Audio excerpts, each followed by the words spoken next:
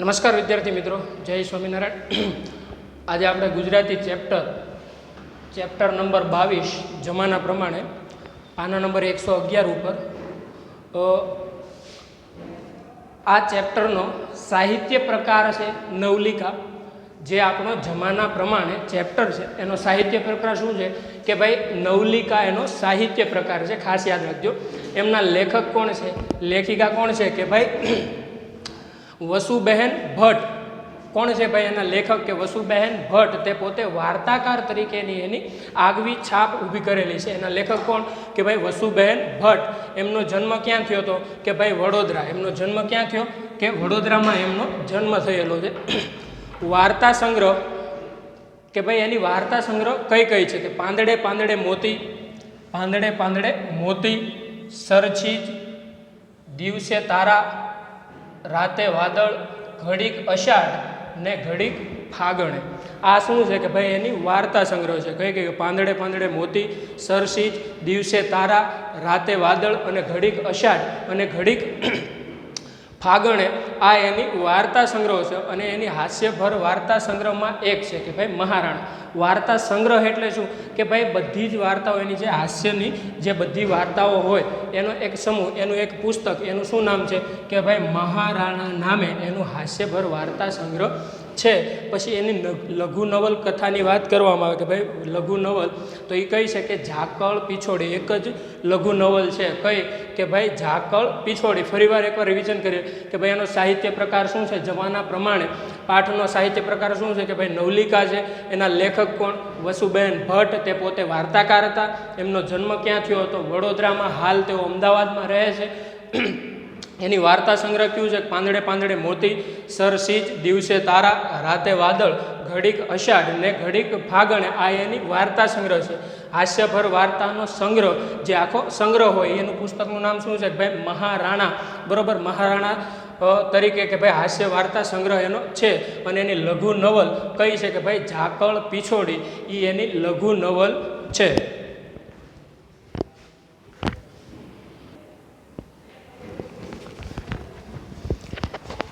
ભાઈ આપણું આ જે જમાના પ્રમાણે ચેપ્ટર છે આની અંદર એવી વાત કરવામાં આવી છે કે ભાઈ એક પિતાએ પોતાની પુત્રીને એવા સંસ્કારો આપેલા હોય છે, એવું એને જ્ઞાન આપેલું હોય છે કે ભાઈ પોતાની સાદાઈ, પોતાનું જે જીવન છે એ આખું જીવન કઈ રીતે સાદગીપૂર્ણ જીવન રાખવું. અને આગળ ને આગળ કે ભાઈ એના પિતાએ એને નાનપણથી જ એવા સંસ્કારો આપ્યા કે ભાઈ આપનું જીવન હંમેશા સાદાઈ ભરું હોવું જોઈએ. જે બીજી છોકરીઓ કે ભાઈ આછકલાઈ કરે, બરાબર, કે ભાઈ આછકલાઈ એટલે શું કે ભાઈ કોઈનું માનવું નહીં અને એ રીતના કાર્યો કરવા. કે ભાઈ એક જે નીલા નામની છોકરી હોય છે અને એના પિતા કોણ છે ભાઈ બિહારી એની દીકરીને કે ભાઈ એની પત્ની નાનપણમાં જ તેને કેળનો રોગ થવાનો, જે આપણી કમર હોય કમરનો રોગ એને થવાથી અને સુવાવડમાંથી જ એને રોગ થયો. એટલે બાપ ઉપર દીકરીની બધી જ જવાબદારી આવી ગઈ. અને જ્યારે ઈવડું કે ભાઈ જે બિહારી હોય છે, બિહારીને એની પત્ની પછી કે ભાઈ થોડીક લાંબી બીમારી પછી એનું અવસાન થાય છે. ત્યારે બધો જ દીકરીનું સાર સંભાળની જવાબદારી કોના ઉપર આવે છે ભાઈ બિહારીની ઉપર એની જવાબદારી આવે છે. અને એની નાની દીકરી નીલા એટલી સંસ્કારી હોય છે, એટલી સદ્ધર હોય છે, એટલી સાદાઈપૂર્વક એની જિંદગી હોય છે કે ભાઈ એને દીકરીને એવા બોધપાઠ દે છે કે ભાઈ આપણે આપણું જીવન સાદાઈથી જીવવું જોઈએ. પરંતુ જે દીકરીને કોઈ એમ કહે કે ભાઈ આપણે પિક્ચર જોવા જઈએ કે આપણે નાટક જોવા જઈએ તો એ દીકરી વળતા ઉત્તરમાં એવું કહેતી કે ભાઈ મારે આવી કોઈ વસ્તુનો મને શોખ નથી, મારે કોઈ મેકઅપનો શોખ નથી, મારે કોઈ સારી સાડી પહેરવી અથવા સારા કપડાનો મને કોઈ શોખ નથી. નીલાનું જીવન સાવ સાદાઈભરું હતું કે પોતે એક ખાદીનો જાડો સાડલો અને પોતાના કામમાં જ તે બસ એ રહેતી. અને કોઈ એમ કહે કે ભાઈ તું અહીંયા આવ અથવા કે ભાઈ એના મામાના ઘરેથી એને બોલાવવામાં આવે છતાં એ ક્યાંય જતી હતી નહીં. બસ એને તો એક જ મગજમાં વાત હતી કે પોતાનું જીવન સાદગીપૂર્વક જીવવું. અને પોતાના પિતાજીએ પોતાને ઉછેરમાં કે ભાઈ એની માનું કે ભાઈ મૃત્યુ થયું એ પછી એના પિતાએ જે એની જવાબદારી લીધી, એને જે હાંચવી છે, એનું જે જતન કર્યું છે, એ જતનની હવે એના પિતાની જવાબદારી આખી એના ઉપર આવી ગઈ છે. એના પિતાને કોઈ પણ જાતની બિહારીને કોઈ પણ જાતની તકલીફ ના થાય એ માટેનું નીલાના પ્રયત્નો રહેલા હોય છે કે ભાઈ મારા પિતાજીને મારે સારામાં સારું કે ભાઈ પિતાજીને ક્યારેય ઉણપ ના આવે એ રીતનું આખું જીવન એને દેખાડવું હતું, પરંતુ બને છે એવું કે ભાઈ નીલા મોટી થાય છે, એને બિહારીના અંદરથી ચિંતા થાય છે કે ભાઈ દીકરી સંસ્કારી છે, રૂપાળી છે, બધી જ વસ્તુ છે, પરંતુ દીકરીને હવે મોટી થઈ છે એટલે હવે એને સાસરે વળાવવી જોઈએ. એટલે બિહારીને અંદરથી એક વસ્તુનું એવું હતું કે ભાઈ મારી દીકરી સંસ્કારી, એનામાં રૂપ છે, એટલે મારી દીકરી માટે તો મૂર્તિયા પડાપડ કરશે, મારે એવી કંઈ ચિંતા નથી, પણ હવે દીકરીની ઉંમર થઈ છે એટલા માટે એની માટેના મૂર્તિયા મારે ગોતવા પડે. અને બિહારી આગળ વાત ચલાવે છે, પરંતુ લીલાને પરણવા માટે ઘણા જ એવા મૂર્તિયા આવે છે, પરંતુ વાત જ્યાં નીલાની સાદાઈની આવે તો લોકો એને એમ કહે છે કે ભાઈ જમાના પ્રમાણે દીકરી રહેતી નથી, આ તો હાવ હાદી છે, આવડે હાવ મૂઢ છે, આને જમાના પ્રમાણે રહેતા આવડતું નથી, રૂપના ક્યાંય અમારે જરૂર નથી, પરંતુ અત્યારે જમાના પ્રમાણે રહે એવી અમારે છોકરી જોઈએ. એટલે બિહારીના મનમાં એક એવો આંચકો લાગે છે કે ભાઈ મારી દીકરીનું આવડું આ જે થયું છે કે ભાઈ મારી દીકરી સાદાઈપૂર્વક રહી છે, એની પાછળનું કારણ જ હું છું. મારી સાદાઈના લીધે મારી દીકરીને અત્યારે કોઈ પસંદ નથી કરતું, અથવા મારી દીકરીને સૌ કે ભાઈ હાવ શું કે ભાઈ સાધ્વી, કે જે રીતે સાધુનું જીવન હોય એ રીતે પોતાનું જીવન ગુજારે છે, એની પાછળનું કારણ બિહારી પોતાને સમજે છે કે ભાઈ મારું કારણ આ દીકરીને જે કોઈ પસંદ નથી કરતું એની પાછળનું કારણ હું છું. અને બિહારીને બહુ દુઃખ થાય. એ નીલાને એવું કહે છે કે તું બેટા જમાના પ્રમાણે, કારણ કે એક બાપે જે પહેલાં પોતાની દીકરીને સંસ્કાર આપ્યા હોય કે ભાઈ પોતાની જિંદગી હંમેશા સાદકપૂર્વક જીવવી, સાદાઈથી જીવવી, અને પછી એ બાપને જ્યારે કહેવું પડે કે દીકરા તું આ રીતનું કર, દીકરી તું આ રીતનું કાર્ય કર, અથવા કે ભાઈ તું જમાના પ્રમાણે રહે, ત્યારે બાપને બહુ મોટું દુઃખ થાય છે. પરંતુ એ વાતમાં અને વાતમાં ક્યારેક નીલાને એવું કહેતા કે ભાઈ તું આ બધા જે રીતે રહે છે, જે મામાની દીકરી મીનાની લોકો છે એ કઈ રીતે રહે છે એની જેમ તું રહે. પણ નીલાનો જવાબ તો એવો આવે છે કે મારે એની કોઈની જેમ રહેવું નથી, હું મારી સાદાઈમાં બહુ સારી છું. પરંતુ બિહારીને આ વસ્તુની ચિંતા થાય છે. અને એક આ આખું ચેપ્ટર કે ભાઈ દીકરીને કેવા સંસ્કારો આપ્યા અને એનું સાદાઈભર્યું જીવન અને જમાના પ્રમાણે કઈ રીતે એનું જીવનમાં પરિવર્તન આવે છે એની આખી વાત આ ચેપ્ટરમાં કરી છે. કે ભાઈ જમાના પ્રમાણે, નામ જ એનું હેડલાઇન શું છે કે ભાઈ જમાના પ્રમાણે, કે જમાના પ્રમાણે કઈ રીતે રહેવું અને ના રહે તો એના પરિણામો કેવા કેવા આવે છે એની અહીંયા વાત છે.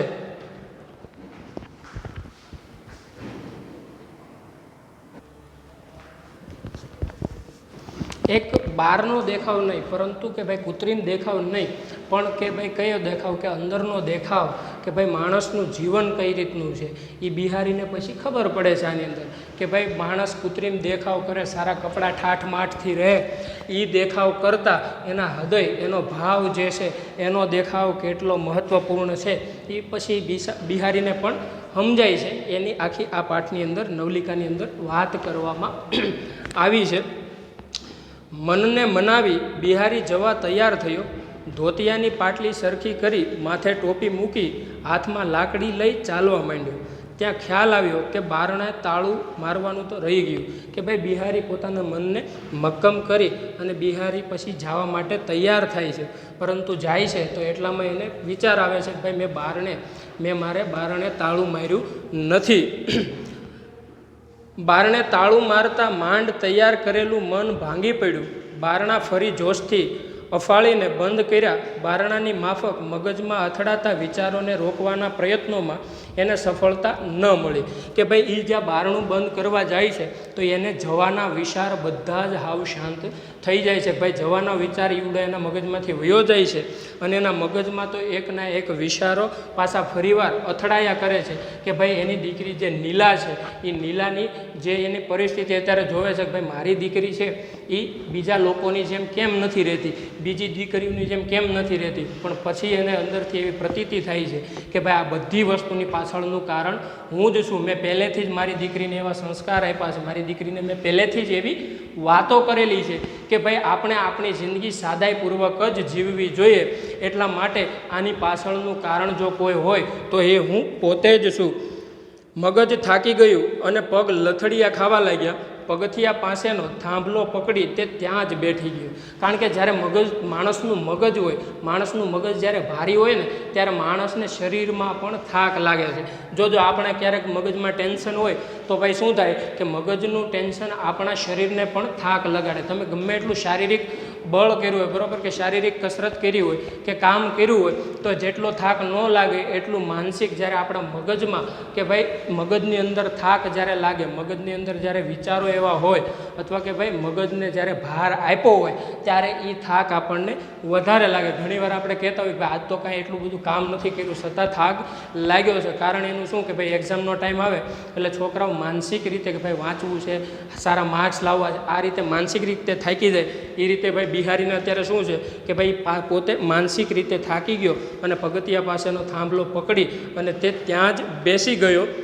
બહારના રસ્તેથી 3-4 સમવયસ્ક કન્યાઓ રંગે રંગીન પોશાકો હસતી કૂદતી એકબીજાને ધબ્બા મારતી પતંગિયાની માફક પસાર થઈ. આ છોકરીઓને જોઈ નાખી દીધેલી નિરાશા વળી પાછી બિહારી પર ચડી બેઠી. કે ભાઈ સમવયસ્ક એટલે કે ભાઈ એક ઉંમરના, બરાબર, કે આપણી જેવડો કોઈ વ્યક્તિ હોય એને શું કહેવાય કે સમવયસ્ક, એક વયના એક ઉંમરના વ્યક્તિને શું કહેવાય સમવયસ્ક કહેવાય. કે ભાઈ બિહારી હજે તો ત્યાં બેઠો છે તો સરખી ઉંમરની દીકરીઓ રંગબેરંગી કપડાં પહેરી અને ત્યાંથી નીકળ્યું છે. એટલે હજે તો બિહારીએ પોતાના મગજમાંથી આ વિચારો કાઢી અને શાંતિથી બેઠો છે. પણ આ દીકરીઓને જોઈ અને એના મગજમાં પાછા વિચારો ચાલુ થઈ ગયા છે. કારણ કે ઈવડા એને પોતાની દીકરી નીલા કે ભાઈ આ બધી જ દીકરીઓ કેવા રંગબેરંગી કપડાં પહેરે છે, કેવી સારી રીતે તૈયાર થાય છે, પણ મારી દીકરી નીલાને કોણ સમજાવે કે ભાઈ આ રીતે જિંદગી જીવવી જોઈએ, કે આ રીતે બધા લોકોની સાથે જમાના પ્રમાણે રહેવું જોઈએ. એને અંદરથી ચિંતા થાય છે આ જમાના પ્રમાણે મારી દીકરી રહી શકતી નથી, એનું જીવન સાવ સાદું છે, આવી ચિંતા બિહારીને થાય છે.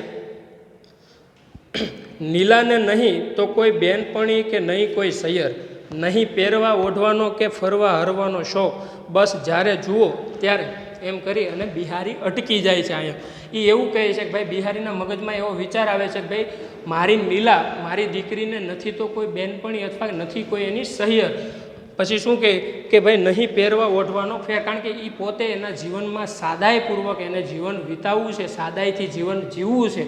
એટલા માટે શું છે કે ભાઈ એ એક ખાદીનો સાડલો પહેરી રાખે છે, એને કોઈ ઝગમગવાળા કે ઠાઠમાઠવાળા કપડાં પહેરવાનો શોખ નથી, કે કોઈ સૈયર એને બેનપણી એની કોઈ છે નહીં. કારણ કે એને પોતાની જિંદગીમાં પોતાના પિતાની સેવા કરવી, પોતાનું સાદગીપૂર્વક જીવન ગુજારવું, એ જ એના મગજમાં વિચારો આવી જાય છે. જુઓ ત્યારે એમ કરી અને બિહારી અહીંયા અટકી જાય.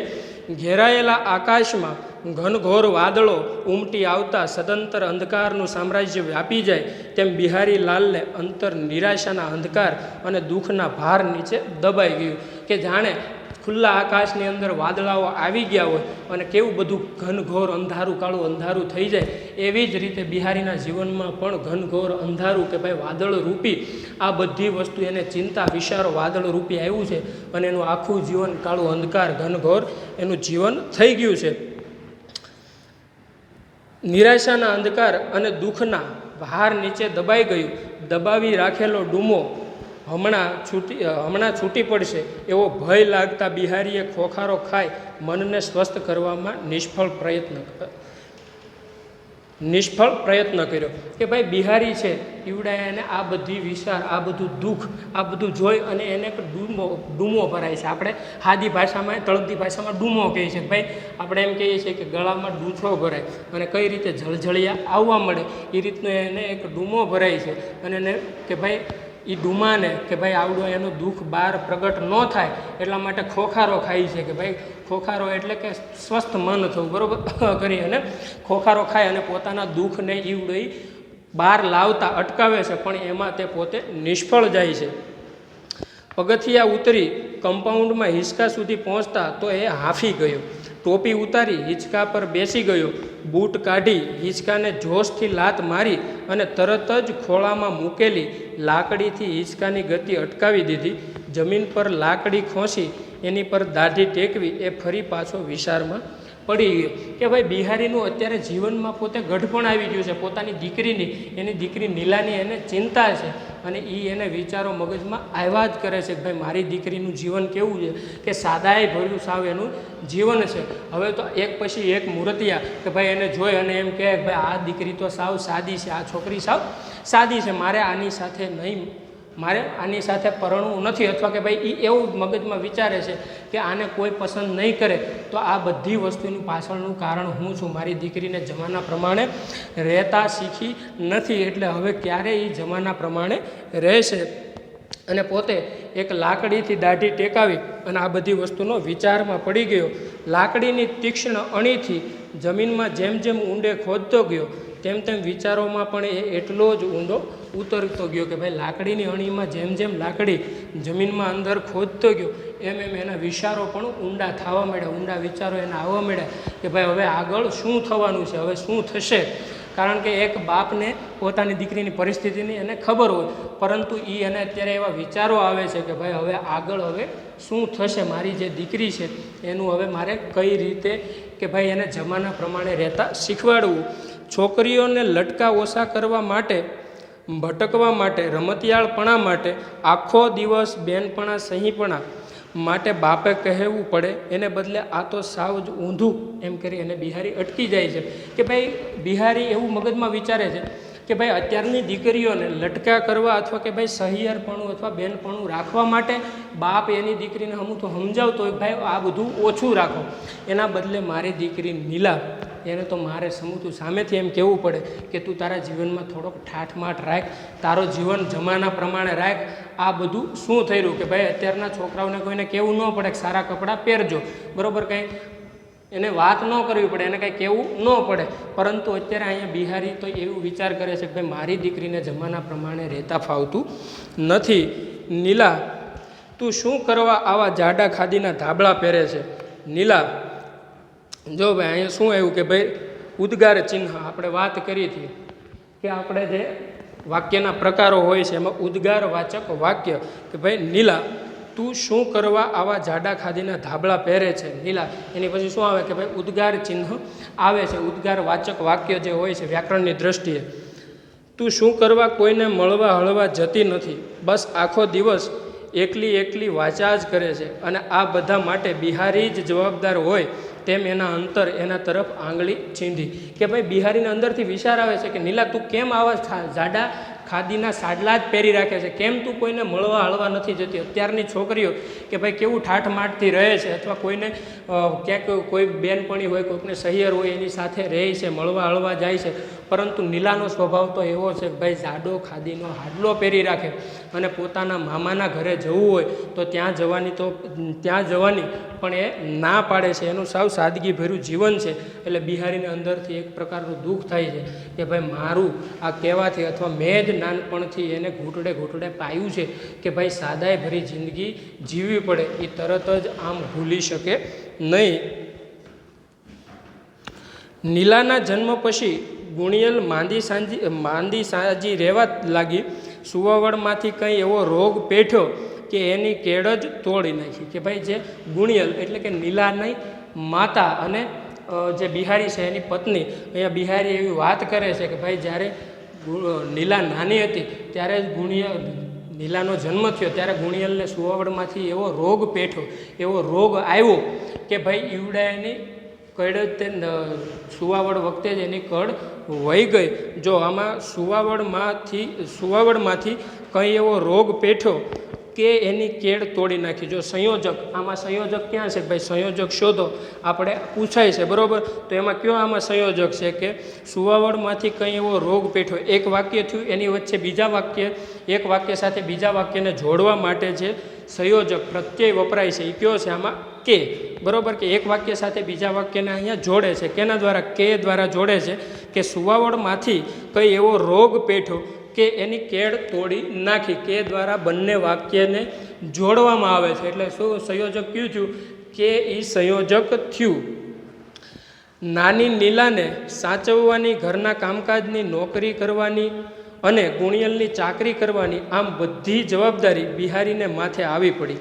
સવારમાં વહેલી ઉઠી કાચું કોરું પકાવી નીલાને તૈયાર કરી ગુણિયલને દવા આપી બિહારી નોકરીએ જતો અને બાકીનું કામ પતાવી દેતો. કે ભાઈ આમાં બિહારીની માથે હવે તો બધી જ જવાબદારી આવી, કેમ કે ગુણિયલની જે સુવાવડ વખતેથી જ એની કેળ છે કે ભાઈ કેળમાં રોગ આવ્યો અને એ હવે ઊભી થવાની અવસ્થામાં નથી. એટલે પછી શું કે ભાઈ નીલાને સ્કૂલે મોકલવા માટે, ટિફિન તૈયાર કરવા માટે, સવારનો નાસ્તો, પછી ગુણિયલને દવા આપવું, આ બધું જ કામ પોતે કોણ કરતું કે ભાઈ બિહારી કરતો હતો. અને એ એના કાર્યની અંદર કે ભાઈ એ બધું કામ કરી અને પછી તે પોતે ઓફિસે જતો. ઘરનું કામકાજ, નીલાની ઉઠવેઠ અને ગુણિયલની માંદગીમાં એણે જિંદગી વણાઈ ગઈ હતી અને ઓફિસમાં સૌ કોઈ એના તરફ આદર અને લાગણીથી જોતા.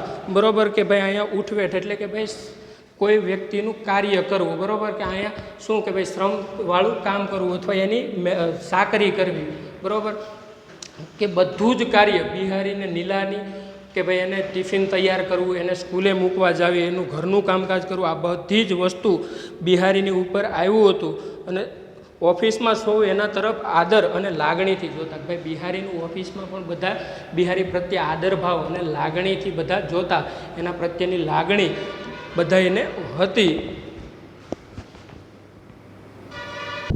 પોતાને ઘેર કંઈ સારું ખાવાનું બનાવ્યું હોય તો બિહારી માટે ડબ્બામાં લઈ આવતા અને આગ્રહ કરી અને જમાડતા. કે ભાઈ બધા એની ઓફિસવાળાને એની પરિસ્થિતિની ખબર હતી કે ભાઈ કે આ બિહારીના ઘરે એક નાની દીકરી છે અને પોતાની પત્ની એટલે કે ભાઈ ગુણિયલની તબિયત સારી છે નહીં, એટલા માટે જે ઓફિસના લોકો હોય એવડાય શું કરતા કે ભાઈ પોતાના ઘરેથી બિહારી માટે કંઈનું કંઈ જમવાનું લેતા આવતા. જમતા જમતા બિહારીની આંખમાં આંસુ આવી જતા અને કોળિયા ગળામાં જ ભરાઈ રહેતો. કે ભાઈ બિહારીને જમતા જમતા પોતાને અંદરથી કે ભાઈ આંસુ આવી જતા, એને અંદરથી એવું દુઃખ થતું કે ભાઈ મારી દીકરી જે છે, નીલા મારી દીકરી જે છે, એણે તો બિચારી એની જિંદગીમાં કાંઈ સારું ખાધું જ નથી. મને તો અહીંયા આવડા લોકો લઈને આવે તો હું એ જમું છું, પરંતુ મારી દીકરીને ક્યારેય કાંઈ સારું ખાવા મળ્યું નથી. નીલુએ જન્મ ધરી આવું સ્વાદિષ્ટ ક્યારેય ખાધું નથી.